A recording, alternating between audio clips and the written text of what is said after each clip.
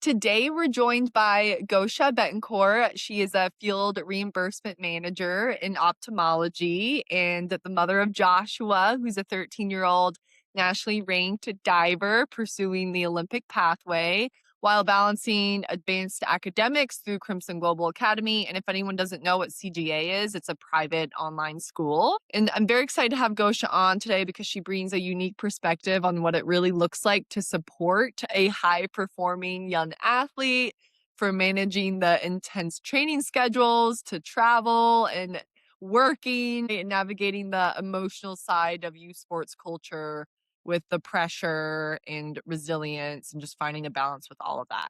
So today we're diving into the realities of sport parenting and how families can pursue excellence without losing the joy, identity, and well-being of the child within the process. So, Gosia, I'm going to hand it over to you. Will you introduce yourself, let the audience hear your voice, and just tell them a little bit about your family and where you guys are at right now and what you're doing? Absolutely. Thank you so much for having me here. I'm very grateful for the opportunity to be able to share our path and our journey because it is a journey. So I have two boys, Joshua and Jacob, and we live in Denver, Colorado. Just kind of like to give the perspective, we started very early. Both of our children, we were trying to figure out like what we're going to do with our boys' sports wise. We knew that we wanted to for them to be involved.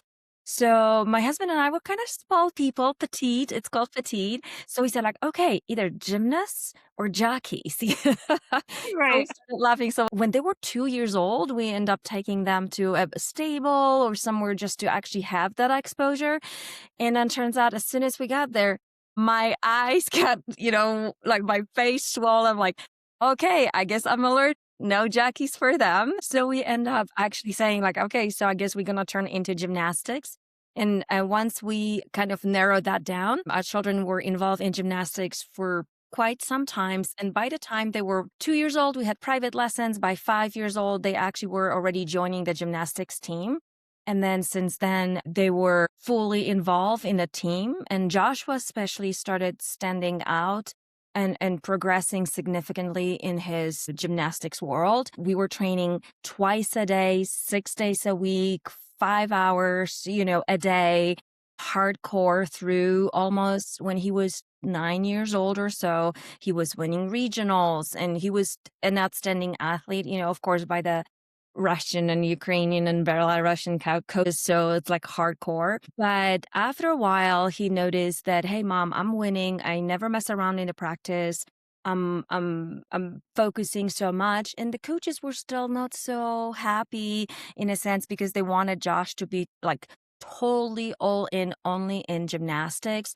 Our children are gifted, so they were also doing chess and they were doing math competitions and they were doing some other outside sports or golf. They were just enjoying golf, just, we're skiing. We're in Colorado. I wanted our children to be all well-rounded children, but also narrowed focus on the gymnastics, and he loved it. But by the time when the coaches started realizing that he also has other interests, they didn't like that.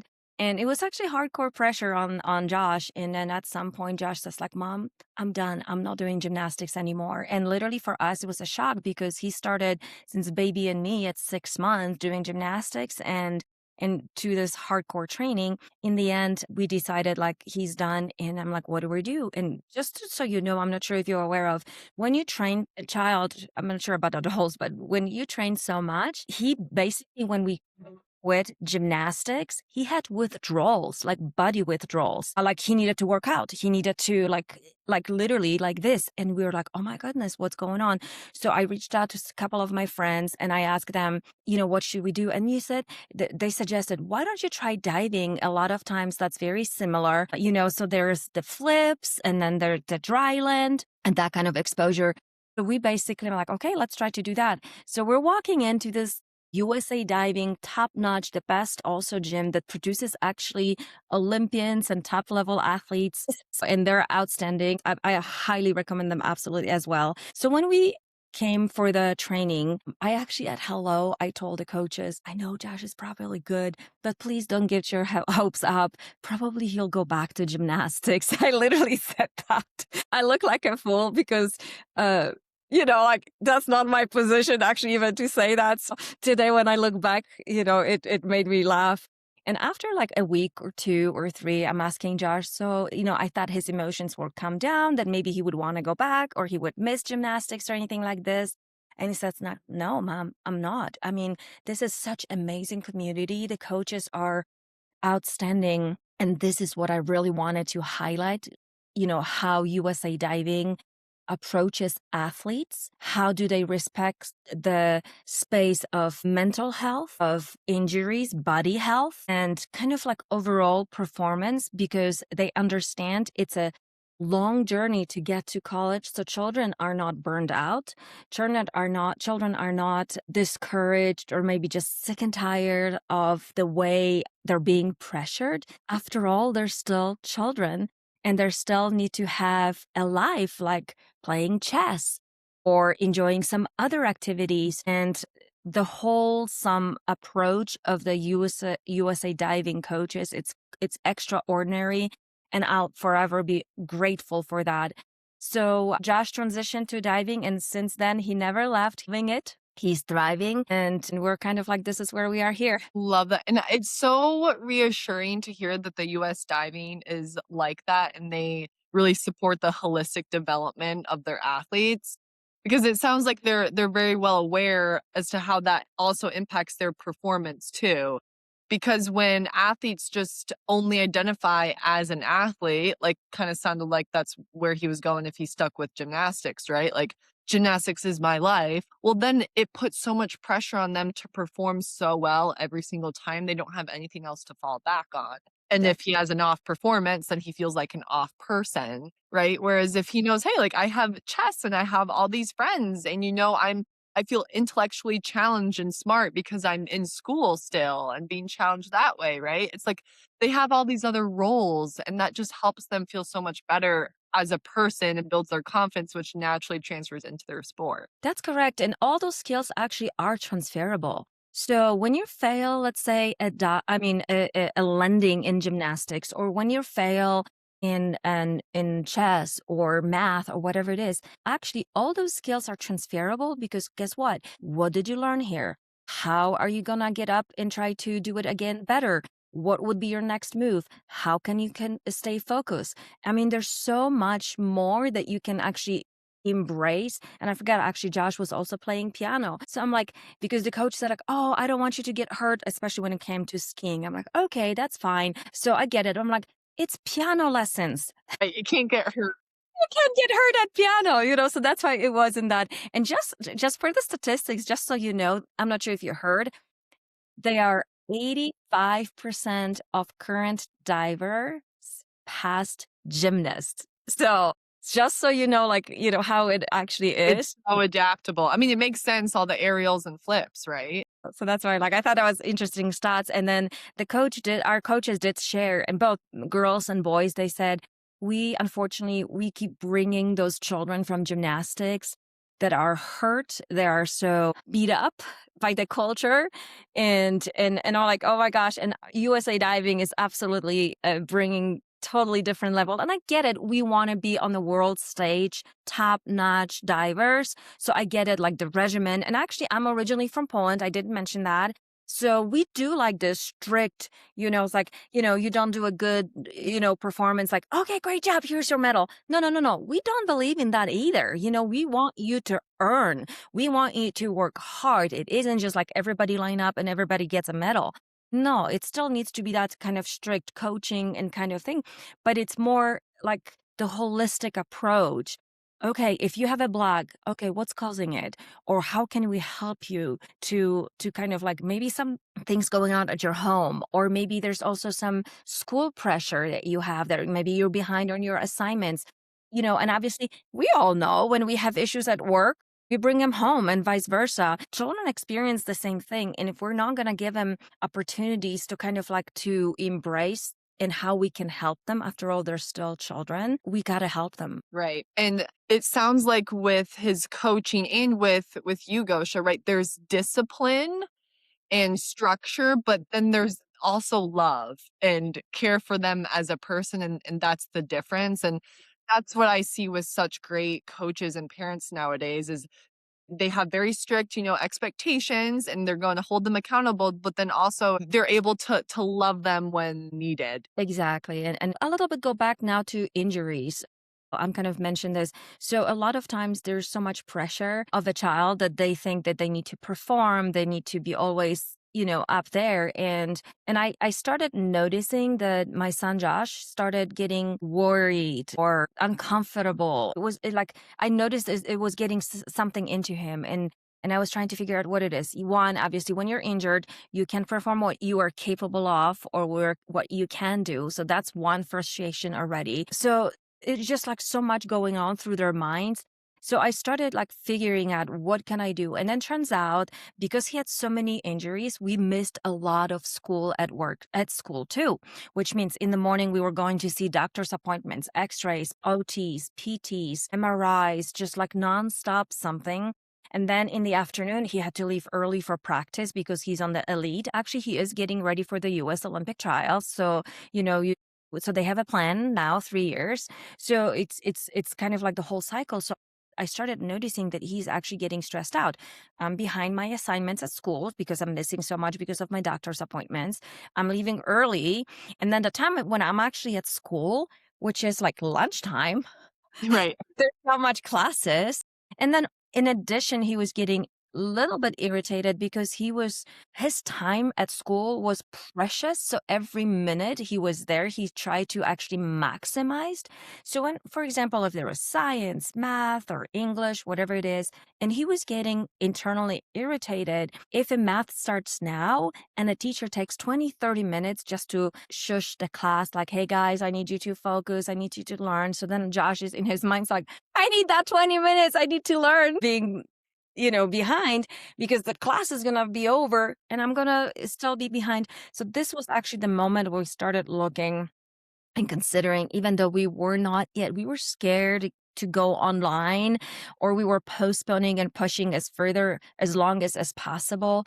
But we realized it was time. So literally mid-year in January this year, we didn't even expect it. We thought we're going to go the following September, so we will move to CGA, Crimson Global Academy then. But turns out, I think this is the right time, right moment. And later, actually, we did speak with some of Olympians, divers, and they were sharing with us, Gosia, we actually transitioned in high school and we thought it was almost too late. We should have done because they travel internationally, they compete, they have doctor's appointments, they have so much of training.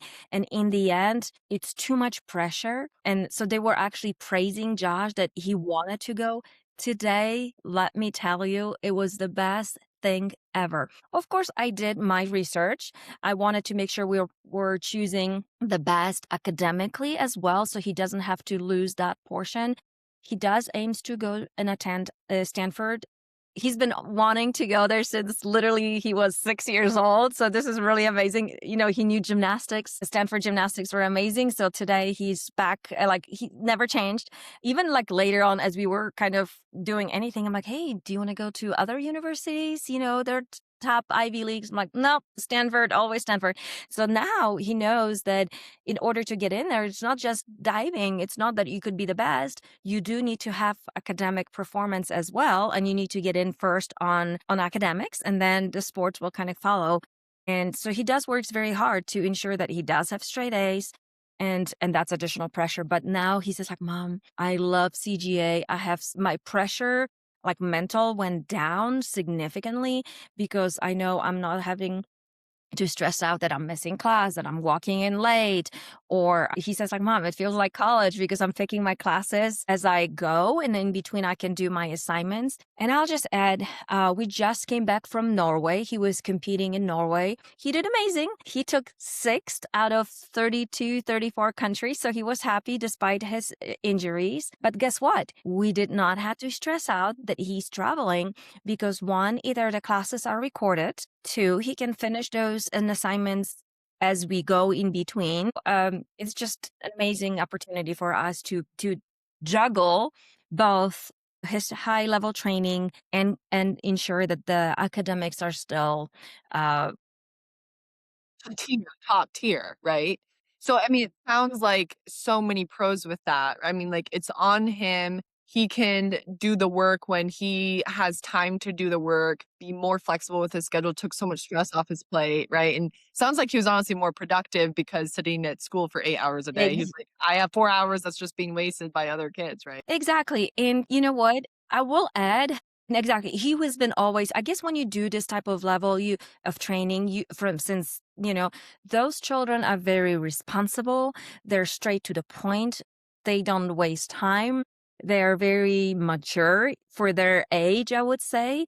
And that's why like some people was like, well, how do you know that they're going to do? I'm like, no, he knows. Like this is the little time I have and I have to maximize. And I think in our adult world, we do that too. Sometimes we say the less time we have, the more we actually do. And it actually works that way too. He did learn though, I have to say, he's only what, 13 years old. So he did learn like, ooh, like yeah, I wasted some time. It's easy. And he did admit it to me. He's like, Mom, like I've been on the phone for, too much and I'm behind. So I feel like I'm okay with those lessons for him too, and I'm glad that he's learning them early because when he's going to be either in college or at work later on, he will realize that I'm like, yeah, it's easy to waste that time. And then you really have to make the judgment and make the right decision. So I'm happy that he's learning that this early as well. Yeah, and just for some of the other parents out there, Gosha, who are trying to weigh the pros and cons of transitioning their children to online school, were there any cons that you were worried about initially, especially, transferring him over? And maybe how have you guys navigated those cons or made sure that he was getting like, even just like the socialization aspect that he might not be getting elsewhere? And actually, that was the key kind of concern for us, the social life. And I think for most parents is that, like, oh my gosh, how are we going to do this? And in the end, now since we're experiencing, it's absolutely not a problem. First of all, he still has children on Zoom, like on or whatever they're using, whatever platform they're using. And what's actually on top of it, it was amazing. Crimson Global Academy. They're children from all over the world. And what I loved it, Josh had a couple of classes in the evening, like midweek, whatever it is, in the evening. We're talking 7, 8 p.m., after training or something like this.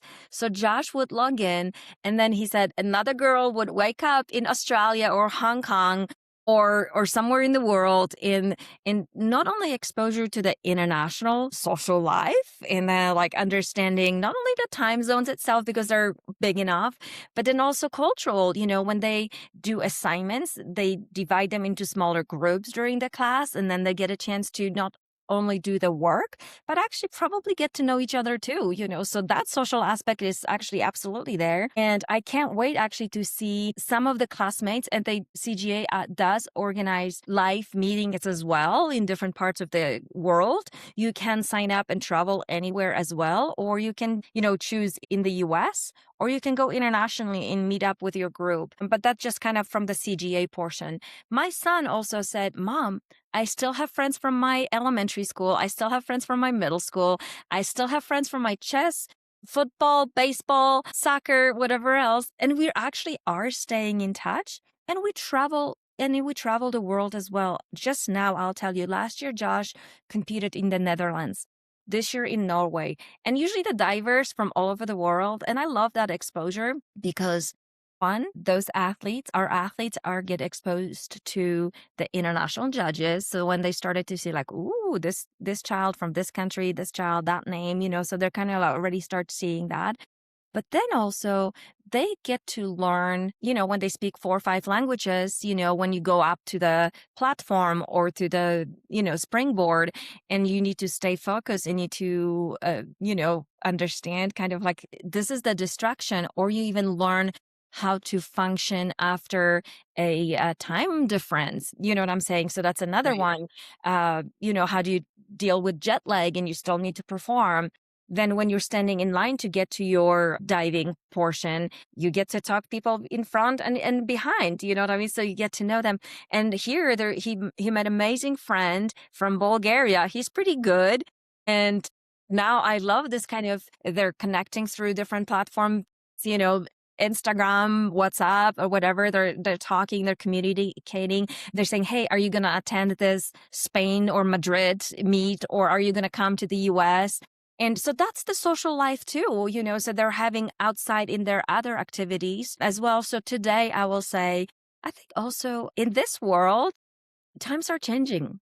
We're thinking of the classical way, sitting in a desk and going to school for 8 hours. That's the only way to do it.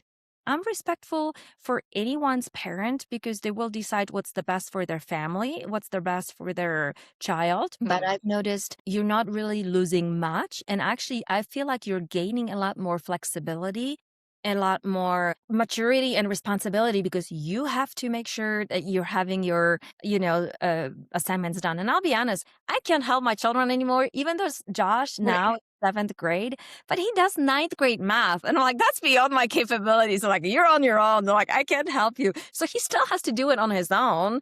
You know what I'm saying? So Yeah, right. I know. I think my mom had to stop helping me in 5th grade as soon as fractions came. Yeah. But and it really does, I like that you said it depends on the family too, because Joshua, obviously, he sounds very mature for his age and very self-motivated. Where I have some athletes who transition to the online school, and I don't think it's the best decision for them because they aren't super motivated and their parents are constantly getting on them for, making sure your work is done and making sure you're being challenged that way. So I think the parents really do need to consider all factors, right? yes, and if I may add, so my other son, Jacob, who is not high level athlete, he does plays golf and he's pretty good at it.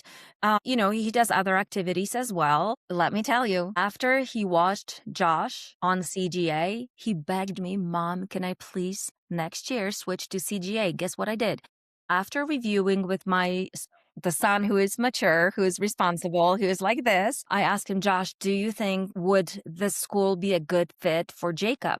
And just in for you to understand, he's diagnosed with ADD and ADHD combined. He does have executive functioning issues as well, that kind of comes along with it. So, of course, my first thing is like, oh my goodness, are we going to be able to manage that? Will he be able to do his assignments and do how it's supposed to be? And I have to tell you, right now, because and the reason I actually considered moving Jacob as well, every time or any time Josh is competing anywhere in the world, Jacob and I, we both travel. Even though Josh goes with the team, we still go because we consider this a learning experience. Just so you know, last year we went to the Netherlands. We do sightseeing. We actually end up flying through Iceland. We stayed there 4 days. We saw the geysers. We saw the glaciers. We saw the Northern Lights. There's so much learning during the trips. And now when we were in Norway, we went up north in Svolvær and we saw all of the fjords and puffins and you name it. So these are all educational trips. So Jacob always goes, which means he misses public school as well. So I'm thinking like, how am I going to manage him? But I did reach out to CGA and I asked them specifically, how are you guys going to, support? They have full psychologist on support. They're providing for those children who are in need on this kind of, like, hey, do your assignments, that they will actually help out and fully incorporate the 504 or whatever people have. And I have no concerns that Jacob will do well. And that's what I was actually leading. When we were gone for almost 2 weeks, both Josh and Jacob in absolutely no time made up his assignments so quickly. And I was like, oh my goodness, he is actually motivated. He really wanted to demonstrate like I'm on top of it. And I have no issues that he won't do well at CGA next year. Maybe why don't you check in with me? October, September, October, whenever he started, so I could give you an update on Jacob. I would love to hear it. It just seems like it would give him the opportunity to practice that more independence and autonomy, right? And I want to highlight something important that you said, Gosha, for other parents who are listening is when you are, whether it's international travel or just like across the state traveling for a tournament, right? I think it's so important to culture your kids and take them out and try different foods and see the area and sightsee, right? I mean, what Yeah. are some other things that you do as a parent to make sure your children, Joshua and Jacob, are, getting to be kids too, and that their life just isn't so consumed by their sport? No, exactly. And I think the travels already Right. Yeah. The sightseeing, that's actually the fun part too. And what I do, and I think maybe that's also a little bit unusual too. Every time we choose to go on vacations or do something outside, I make them do the research and find fun stuff, what they want to see, what they want to do. And let me tell you, they would even say like, "Oh, there's a Fortnite something," like whatever. So they would be doing the research, and we would do some that it's actually educational, but some I was even surprised. For example, Jacob, he researched and he wanted to see puffins because he loves puffins, like he's like a kiddo. I'm like, okay, we're gonna see puffins, those kind of stuff. That's the kid portion. So they don't even realize that we're doing educational, but this is the kid stuff. We are taking a lot of cruises sometimes just for fun. And they would even ask, like, "Mom, can I, and we'll pay for it." Like, I'm like, "Oh, I don't know if we can pay for other kids." You know what I mean? Like, well, sometimes we do if we can, but like they're always, open to exploring, and they have no limits anymore. And they're only what 12 and 13 years old. Now they're telling me, "Mom, now I want to go to Japan. Now I want to go to," they're telling me to ask, like, that's very unusual, but I love it because I guess we started early, the exposure. And Jacob, I'll add one more because, with the different kind of issues that he experienced, he's not eating the way he's supposed to eat. He has very limited palate, and it has something to do with his mental, and I actually have a doctor's notes and everything else.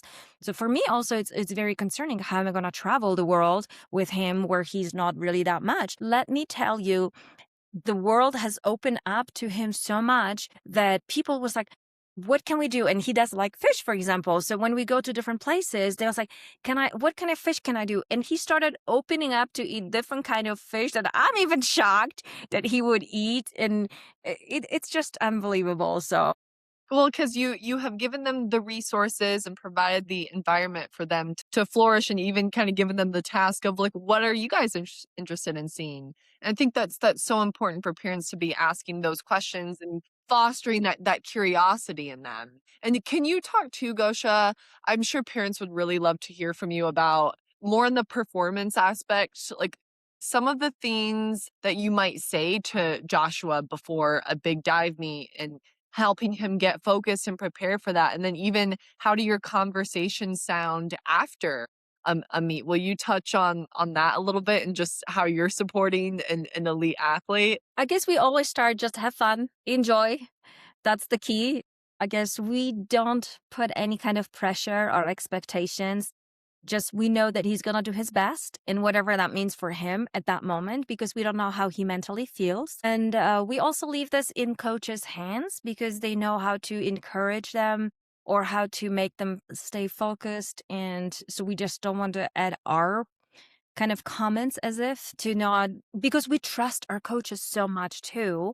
And they know how they need to encourage them or give them that kind of vibe or whatever that means. So for them to perform. So we're just like, enjoy, have fun. And no matter what, we're gonna be proud of you. That's before. Afterwards, and it's actually, I think all parents can associate, and we never know how we can say, because in one part he's like, "Oh my gosh, you did amazing," and we're very proud of him. And when you're gonna say amazing, then he's like, "No, I wish I would have done better." Like we don't say it. Or it's like, "No, that wasn't too good." So I'm not gonna say that either, like if something wasn't too good. So we're just very gentle, like, "Wow, I love watching you compete." That's what we say. And it was just like whether it was good or bad, we're just trying to mingle mince our words, like how we're gonna say it to ensure like, "Hey, you did good," or "We love watching you." I think that's the safest ways to say it. It's so simple, right, and loving, and I think it's really important that you all are leaving the coaching up to the coaches, and I think it's really hard for parents who have actually played the sport because they actually have a clue as to what's going on, and they might have some input, but it can be just such a big distraction for the athlete because now they're thinking about everything that their parent just told them and then what coach is saying versus just, "You know what? I love you no matter what happens today and just have fun." I think that's just such a great reminder for them and they need to hear it more often than you think they do. I agree. I agree. So that's why, like, we're just, and we don't want, because, obviously our children love us so much and they don't want to disappoint us in any way. And I don't want him to have that pressure either, you know? So, Do you mm, all as a family, Gosha, it's in the sports psych field, there's a term for it, it's called payback syndrome, where athletes know that you're spending a lot of time and a lot of money on their training and their athletics. Do you ever mention anything about the expenses or the cost to your kids at all? we do actually a little bit because, we work hard and it's expensive to raise an athlete like this. It does, the training, the medical bills, the traveling. So I'm sure we can all relate. And especially when there was a moment when Josh was hurting in injuries, and I only mentioned to him, Josh, I promise, like, you don't really have to do any sport. If you want to quit, I'm okay with that. It is expensive for us to pay for all those bills.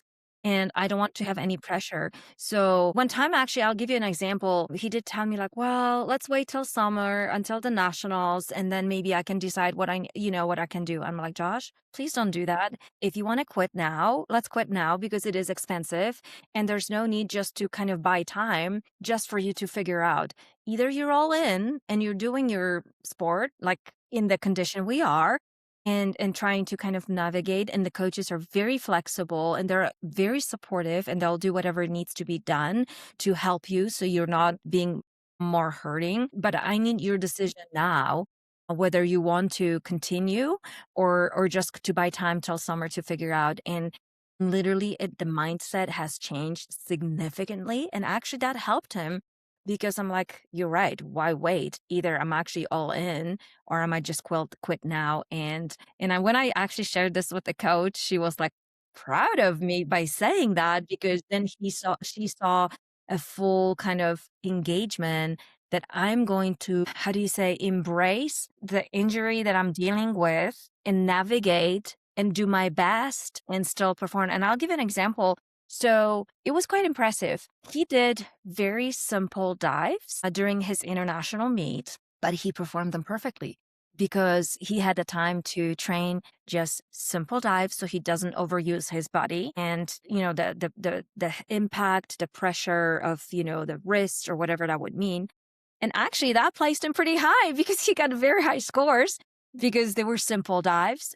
And then that actually now built his confidence. Wow, I was able to take the injuries time and work on the simple things and improve them to be better at them, and that whatever timeline he's going to improve, then he'll be able to vamp up back to the difficult one, 3.5, 3.5, whatever that means. But then in addition, he will add the little things that he didn't have time to work on, So in the long run, it's still a win. Yes, and such a good parenting move, and I wanna highlight a few things that you did that other parents can take away.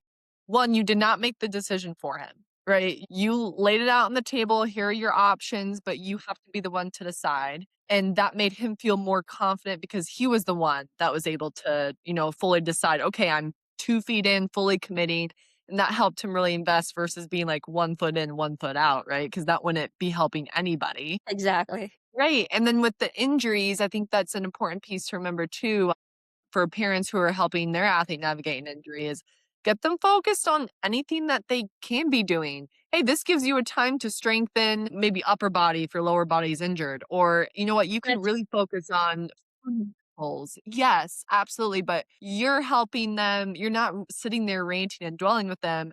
You're helping them take control back and seeing, okay, well, what can I use this time to act, which builds just so much more confidence in your kids, right? Yes, and I'll actually add as well, there were times that actually had both hands casted, like both wrists. So imagine like you're for 6 weeks or whatever timeline, you're basically, he still dove. And he still dove feet first. That's it, because we're waterproof casts or braces. And it's like, I was like, oh my gosh, he's so dedicated. He couldn't even, when you come out from the pool, you have to lift yourself up, like with the wrist, and you can't because you have casts, right? can't put any pressure. He literally went on his elbows, rolled out like a seal, and he was trying to pull out, from the pool, because if there's no steps coming out. So this is how he would literally roll out and come out. It was like, whoa, this is a dedication. But what I was trying to highlight, when he had both hands casted, both wrists, he did the feet first, and maybe he would use belts. So it was different kind of training as well. But then he actually gave his time to the diving community, and he was actually coaching the little rippers, the little kids.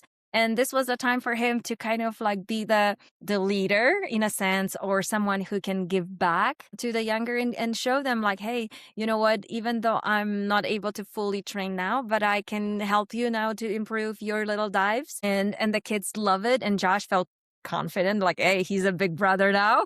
He can help the little divers, to the 6-year-olds or 7-year-olds. Works on his leadership skills, and you know what? If they really want it, I mean, he was casted up, both hands. They will figure out a way. I mean, he was literally like Exactly. rolling out of. This is just amazing. And again, we've seen some parents typically, and I think that's how you're able to identify someone who's truly all in. Either the parents or the children. Most likely they were like, you know what, coach, we're just gonna take a 6 months off. Let's take a break. They'll actually literally give up and kind of maybe reconsidered in whatever time frame. But not Josh. He's like still at the pool every day in whatever ways he can. I think that's the biggest challenge for parents that I see who are coming to me for help is they are so motivated for their kid, but their athlete isn't as motivated. Like they aren't going to practice on their own. They aren't asking to be signed up for all these private lessons and camps. What advice would you give to the parents who are struggling with their child's motivation if maybe they're more motivated than their kid? I feel like we still need to give children space, and we still need to give them the decision. We can't push their passion, because there will be challenges. I'm not saying that Josh is always flowers and everything. There are always ups and downs. And I think we do need to take the approach that the child is in lead. Yes, we need to, and we should encourage them. We should highlight how amazing they are. And a lot of times I would pull up the video. I'm like, did you see that rip? Did you see how amazing you did this? I'm like, that's impressive. So I would kind of try to build their confidence. So maybe the reason they're losing their passion, because they're at some point they're maybe seeing like, oh well, maybe I'm not that good. Oh, maybe I'm not that engaged, and or maybe they're not seeing the good, the positive, or something. So I would sometimes do pull out like, wow, that was impressive. Even the way you handle. I'll share another one. A while back, 3 years ago maybe, in Oregon. It was zones. He was competing at zones. And typically he's usually top three, first, second, third, like usually top. And even though he was starting the divers. And usually then there's a line of, I'm taking, first, second, third place, and then goes to 10, 12, whatever numbers, children go there. And Josh usually is very competitive, and he's pretty clean, so he does pretty well. And because he was still kind of new and he had some vision, I'll mention, please remind me, need to go back to the vision portion issues. He actually performed a dive, and he was leading that he would have been top 3. He mocked a dive. He did wrong. He got 1 or 0, or I forget what it was, like a balk or wrong dive or whatever. He failed a dive, right? So obviously that put him back to 8th place or somewhere in the back, right? And this was the first one for Josh, usually being always quote unquote on top or whatever. And then time to get the awards, time to get the pictures and the medals, quote, And obviously, he he was maybe 10, maybe 11, I can remember. He was still young. There's a moment between finished meet and then waiting for the awards moments. And then he comes out. I could see he's crying, but he didn't want to show. He went in the corner behind somewhere, like literally in a corner, to hide himself, looking at the angle, and tried crying to himself that, he's mad at himself, but he just cried without any kind of emotions or behavioral kind of. It wasn't dramatic. It wasn't dramatic, but I could see that he was crying, like to himself, like head down and crying and pouring, taking his tears out. And then I walked up to him. Of course, it's hard on parents, and I felt like crying as well. So it was really, really hard. And then I said, "Josh, you did amazing. I'm so proud of you," and I just didn't know what to say. And then he did share with me, like, "Mom, I don't even wanna go and take a picture." Like, in his mindset, like, he felt embarrassed that he would go on the side. Like, in his mindset, he's trying to kind of share, and then I was so impressed. It came from him. He says, "Mom, I'm going to go and I'm going to smile for the picture. I just need to calm down because you know what? There are some children who are never first or second and third. They're usually on eighth or ninth place and they're just happy that they're even there." And then I was like, oh my gosh, I was so proud of him. I was so proud of him that he understood fail is okay and don't make others feel bad. You're one of them too. Great, and that's so impressive, and you all have been setting up the stage for him to have that perspective though, right? Like, you were giving him these other resources and these lessons of humility with other sports, right? Of, like, what it looks like to fail and come back and work hard and offering him different perspectives, and what does it look like to be a good teammate and a good human in this moment?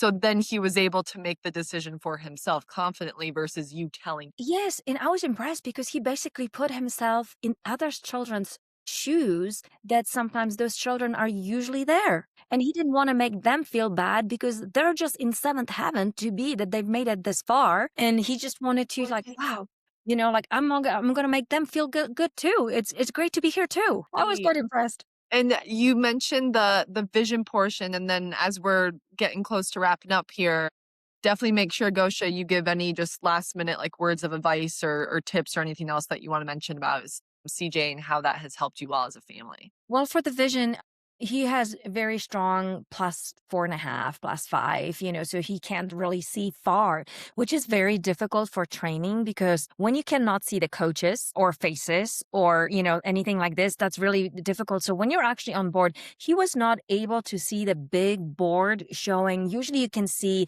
you're doing 105B. I'm just making, I don't know the numbers, so usually children are able to see right before you compete and they can remind themselves, even though the announcer announced this is what you're going to dive. But the problem is, if you can't see, you really have to rely on your brain to remember. But when you have stress and pressure, guess what? It's easy to remember. Which dive am I doing now?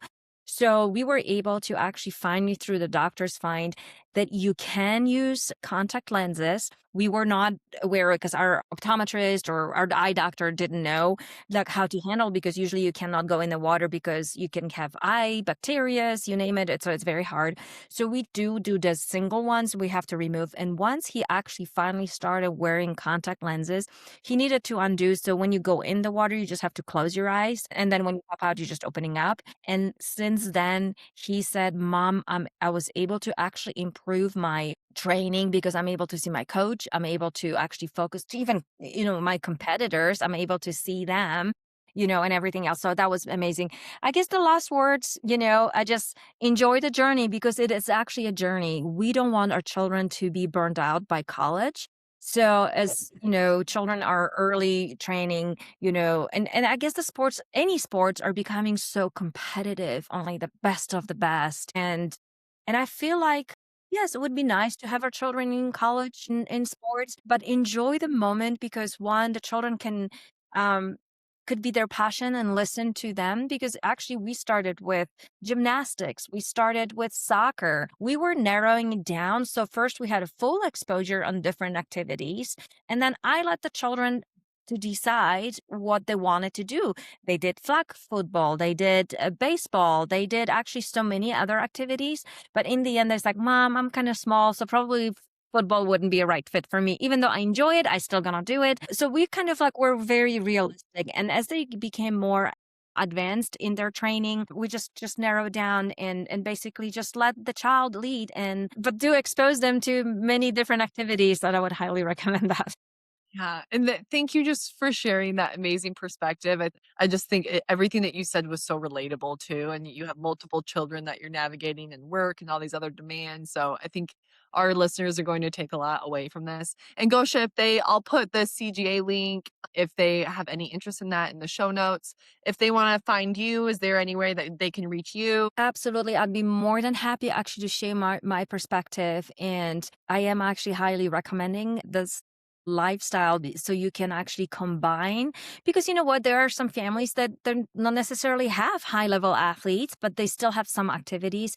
But for whatever it is, whether it's music or maybe just the flexibility of traveling, we love traveling. So I don't want the children to ever miss the school, but at the same time, you still want to have that option. So absolutely feel free to reach out to me through phone call, emails, through CGA, however I can help, and personally share my experiences or my children feedback. Both of them, they're just like, Mom, we just love CGA. And that's why Jacob, the one that he's like, Mom, I really want to go there too. So I'm like, okay, I'm listening to my children.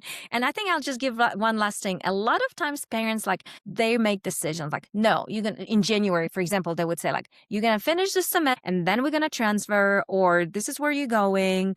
I think that the old kind of mentality that the parents were making the decisions, but I think over the years, I've learned how to actually hear and listen to children's needs. I'm not saying that I'm like letting them run the show, and that's not the case. I'm literally talking to them. Hey, it's expensive, or whether the training or whatever it is, like, I need you to make a decision. Are you going to take advantage? Are you going to be respectful of our hardworking earned money to pay for those activities, whether it's for school, for private lessons, for whatever it is? And I need you to take part of it. Is this something you will actually appreciate and learn and take it with you? And when it came to CGA, I said, hey, I need you to make a decision. Are you going to actually be responsible, do your assignments, have straight A's? So there's kind of a list. And then they said, yes, we will. And they are actually following through, and they feel like they were the decision maker, and they need to show face to me now or to my husband that they promised. So it's so much easier. And the same when I mentioned about the traveling, when we go somewhere, they choose the places. So they never complain, oh, we're walking too much or we're doing this much. No, it was, so that's why this is so much easier. I highly recommend to do that. Right. You chose to do the sport. It's your journey. So really you can't complain about it because you want Exactly. this. Yeah. Awesome. Again, thank you so much for your amazing perspective, Gosha. And audience, I'll leave the link where you can find Gosha in the show notes. And if anyone's interested in one-on-one more sport psych work, my email will also be in the show notes as well. So thank you again, Gosha, for coming on. And everyone will see you next week. My pleasure. Thank you so much. Bye.